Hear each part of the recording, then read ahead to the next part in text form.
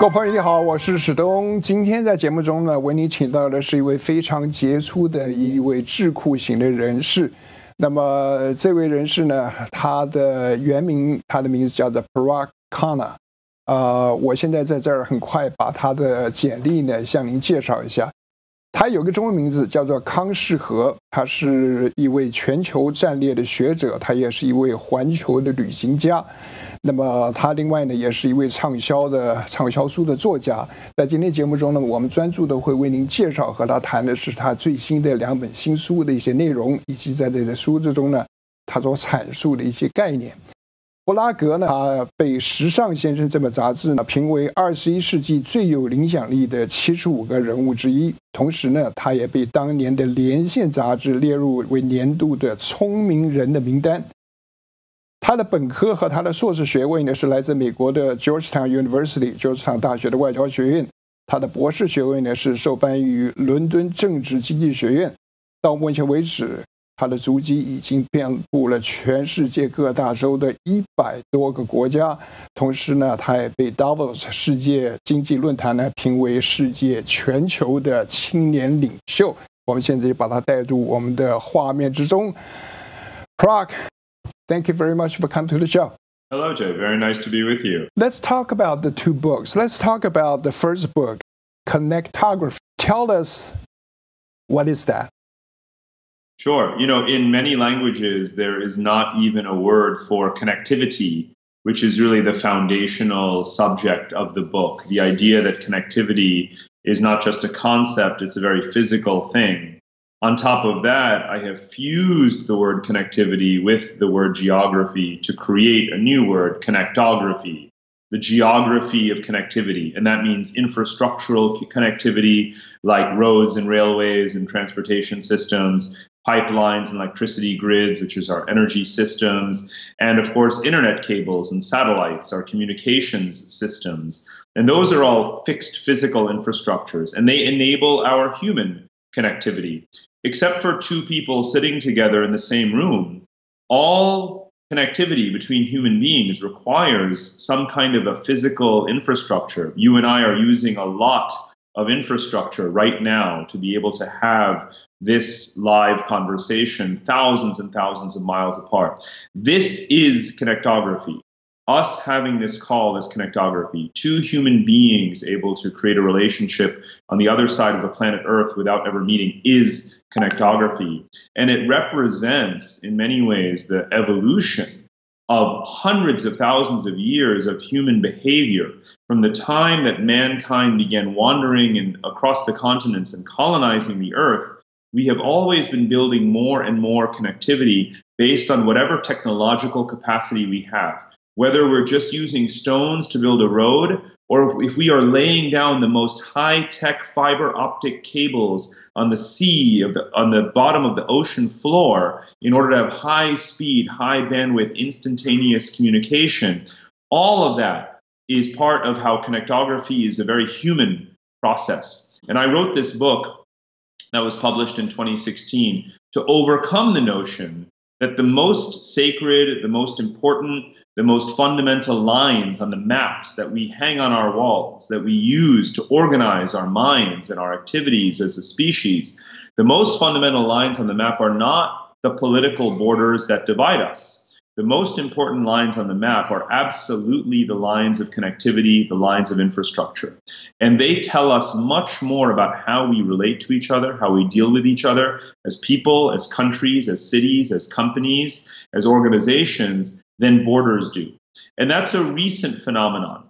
It's something that's really unfolded over the last several generations. So the purpose of the book was to show that we are now well past that transition point, where actually connectivity matters more than borders. Borders matter a lot. I am a political geographer. It is my training to study and understand borders around the world. China, for example, has 14 neighbors. China has more international boundaries with more countries than any other country in the world. So that's a process that I study very, very carefully. I'm not dismissive of borders. I'm a student of borders. However, I'm also a student of what is called functional geography, which is how we use the world. And the connectivity that we build in order to maximize and optimize our resources, our distribution of land, labor, and capital, which is really what economics is. All of that depends on connectivity. So I believe that this was, an attempt to make an original contribution to our understanding of how our human civilization is unfolding. Having said all that, what do you think should be our takeaway? Basically, this is how I view what you just said. It's a reality. It's also an inevitability that we're going to be connected no matter where we are. What does it really mean to an average citizen of the world? That's a fantastic question. It's a fundamental and philosophical, as well as a very real and intangible question that you're asking. Yeah. And I do make the case that this is as intrinsic as any tribal instinct that we think we have. It is every bit as innate, as human, as natural, to feel a desire to be connected to other people. And what we see now as we come upon a time in the very near future, we are basically there already, quite frankly, where every human being can pick up the phone and call any other human being in the world, so long as you know their phone number. That is where we have reached. And that process is only going to intensify because technology is geographically spreading. The cost of technology is coming down, so everyone has access to it. It's not just information technology, but it's also biotechnology, robotics, artificial intelligence. So we do have to, each one of us, to answer your question, every one of us has to anticipate that rising degree of connectivity, the scope of connectivity in terms of not just being communications, but everything else as well. And of course, the impact that's going to have on our lives as citizens, as consumers, and then prepare accordingly in terms of our skills, our education, our mobility, where we work. In that book, I talk about how one of us is actually an economic migrant. Now, of course, this is something that Chinese people know very well. There are hundreds of millions of Chinese economic migrants over the last 150 years that have spread out around the world. Each of us, every human being, is a potential economic migrant. One of the things that I document in the book is that there are more than 300 million people right now living outside of their country of origin. So that is about 1 in every 15 or 16 people on the planet has now left the country that they were born in. There has never been anywhere near a number that high in human history. So we are a human species that is on the move. Connectivity enables it. It changes our loyalties. It changes our potential, our possibilities. I write about how there's a shift in identity or in a new layer of identity beyond the nation, the tribe, the ethnic group, the religion, and that is the supply chain. What is the economic sector that you work in? Who do you professionally relate to? You may feel more of a kinship with people on the other side of the world who are fellow doctors or athletes or professors as you do to someone who lives next door to you. And that is something that connectivity has enabled. So where do you see the world based on your thoughts and your concept, let's say 10 or even 20 years down the road, compared to the world as we know it today? Oh, that's another great question, Jay. We tend to not do a very good job of anticipating the very near future. One of the things I write about, for example, is conflicts. There have been 8 major wars predicted since the end of the Cold War 28 years ago. And a lot of those wars involve Asian countries, China and Japan, South China Sea, India and Pakistan, and so forth. And those wars have not happened, thankfully, as a result of connectivity, a new calculation of incentives between countries, a new pragmatism, the desire to pursue economic ties over political rivalries and territorial rivalries. And yet there have been wars that have happened that we did not predict, such as between Russia and Ukraine, the collapse of Arab states in 2011 and beyond, and so forth. So we're not very good at predicting these, some of these individual specific events. But one of the sort of conclusions I have in the book is that the arc of history is long, but it bends towards connectivity. One thing is for sure, the world of 5 or 10 years from now will be more connected, more globalized, more distributed in power than ever before. One of the main areas where I have a sort of fundamental disagreement with other people in the scholarly community is the debate about how many powers there will be in the world, for example. For a lot of people, they're looking for a simplistic answer. First, it was Great Britain in the 19th century, then America in the 21st century. Therefore, it is logical that China will be the sole and dominant superpower in the 21st century. I dispute that entirely. And it's not because of my views on China. It's because of my views of how the global system is evolving. And the way the global system is evolving is not that one empire or power is discarded immediately and replaced by another one. That is a very oversimplified view of history.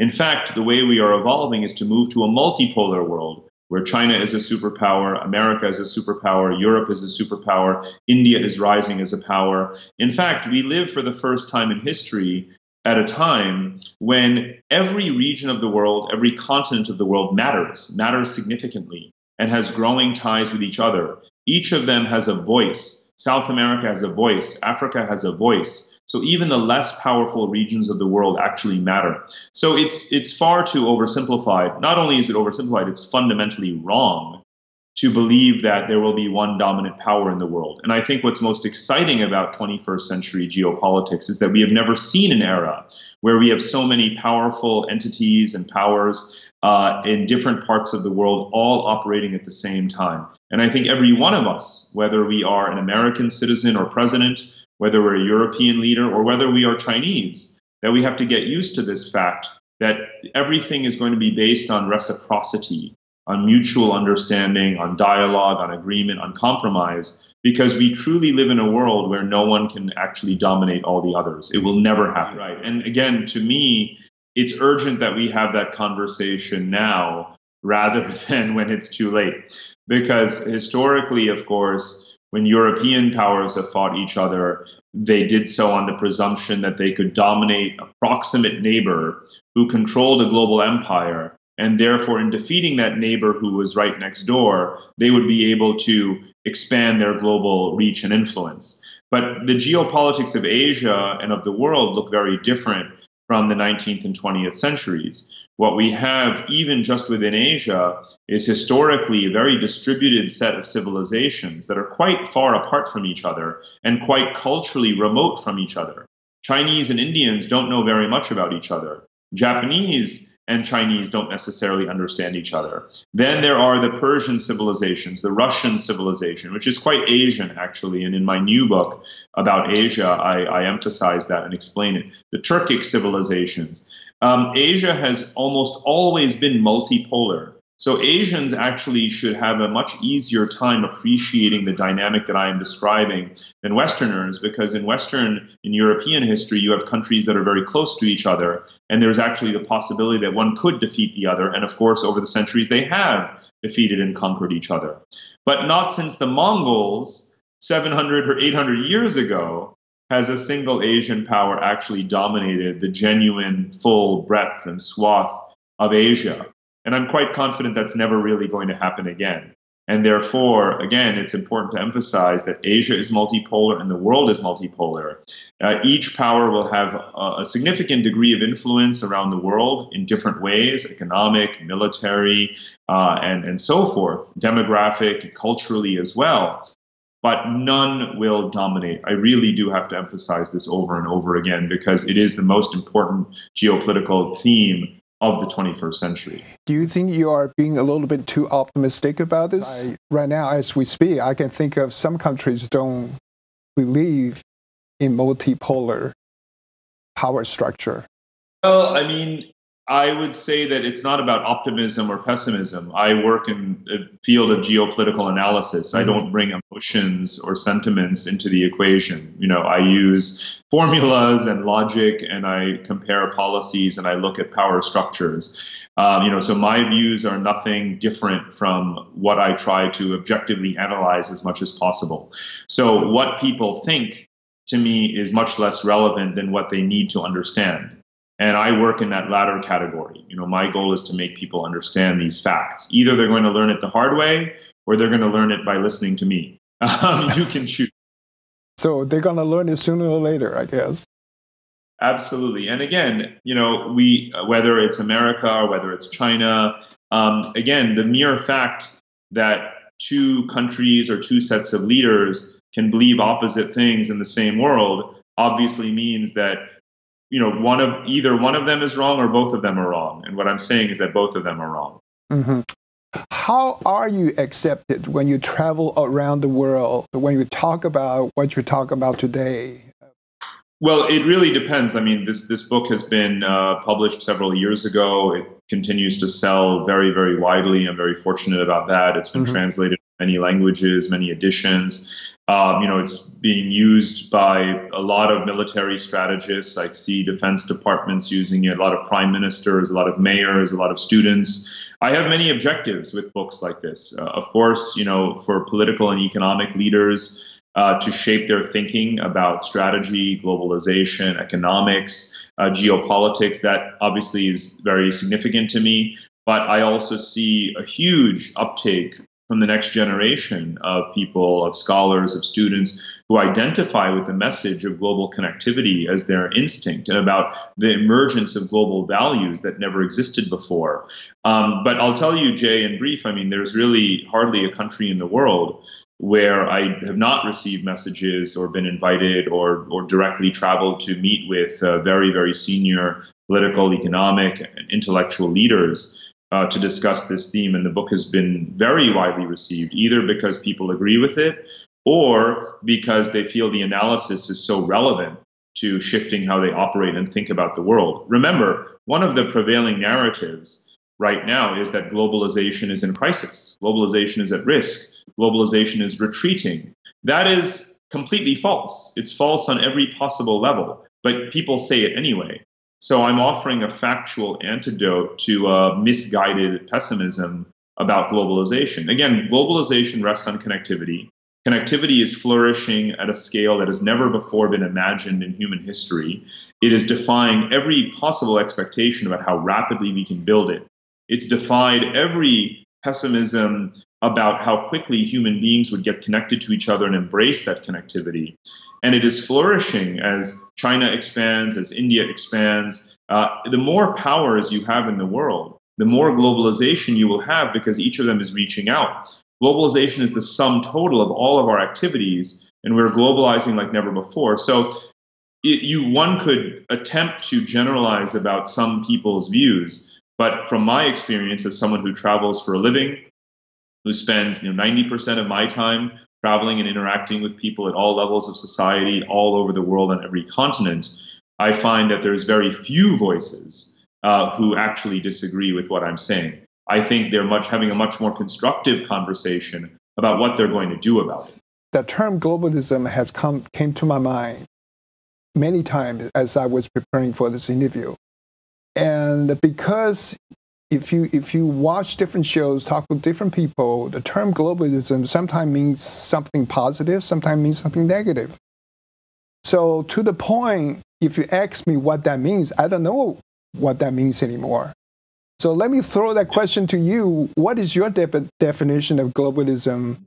Jay, you would not be alone in feeling that there are too many definitions of this term. Right. As it happens, I wrote my PhD at the London School of Economics under the guidance and supervision of perhaps one of the great scholars of globalism. His name is David Held. He's a British academic. He is truly the foremost scholar of globalization and cosmopolitan theory and globalism. And he's very much alive and kicking to this day.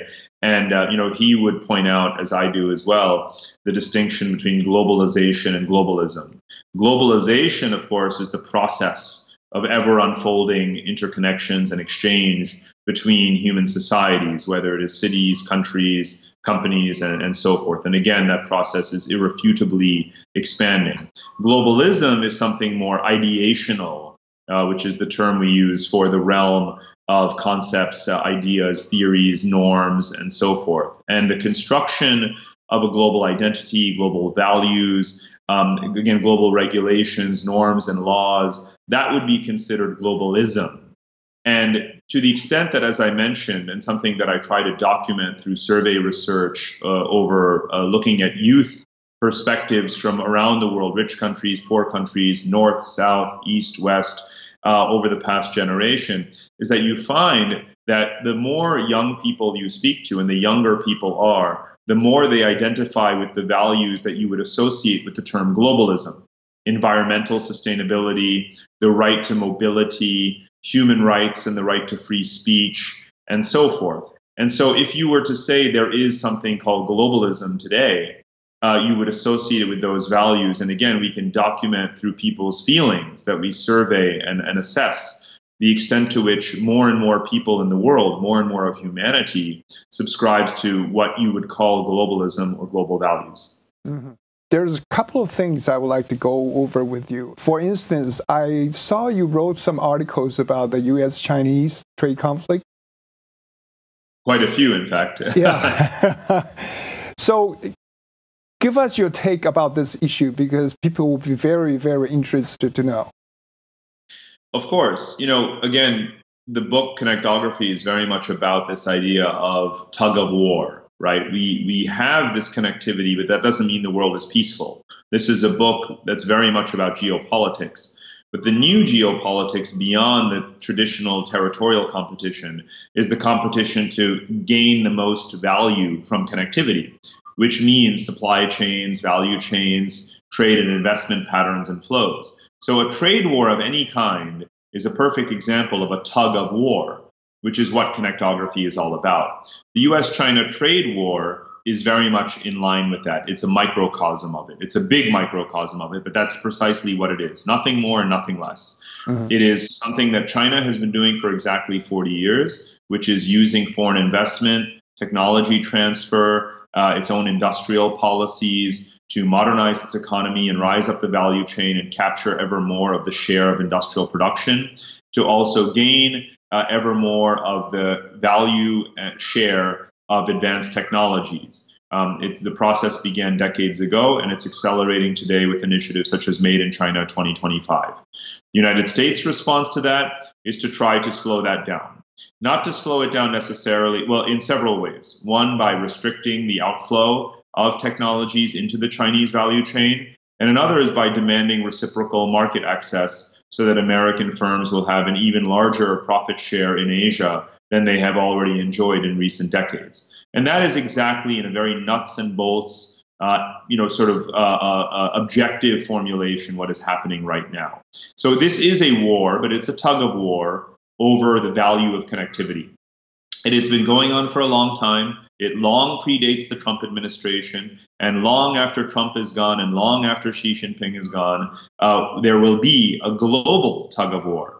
It involves Europe, it involves other Asian countries, it involves oil producers as well. Part of the global tug of war is about displacing traditional hydrocarbon energy with alternative fuels. If you are a solar or a manufacturer in Germany, or if you make wind farms in Denmark, you are in a tug of war versus Saudi Arabia, because you are competing to provide an energy supply or source to your citizens and your customers around the world that will displace their demand for Saudi Arabian oil, right? So every sector of the economy, every possible product or service is part of a global tug of war that is perpetually playing out day and night, while you're awake, while you're asleep.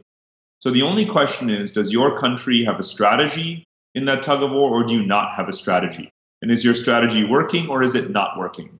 China's strategy has worked extraordinarily well, of course, in recent decades. The question is, has it reached what you would call an escape velocity? Can China now indigenously, internally innovate to such a degree, scale, and pace that it does not need to import foreign technologies that may be cut off to it? And my answer in my analysis is yes, because it doesn't have to just invent things on its own. There's just about everything that it does buy from the United States in the high-tech area, specific categories of semiconductors or microchips or software. If it cannot get them from America, and by the way, it is still getting them from America, but even if it could not, it can get them from Japan, it can get them from South Korea, it can get them from Taiwan, it can get them from Germany. And those countries have a very important role in this trade war, because it's not really a two-way tug of war. As I said, it's a multi-directional tug of war. And those countries are very willing to sell those products as sophisticated as they are to China, especially if the U.S. is not going to, because they want to continue to gain that market access and market share at America's expense. So I have a very clear prediction about how this trade war will play out. And it's a prediction that's based on what would happen even if no trade war ever broke out, which is that technology diffuses. And technology diffuses faster and faster with every generation of technology. It's not something that America can stop. It's not something that anyone can stop. It's as unstoppable as the internet itself.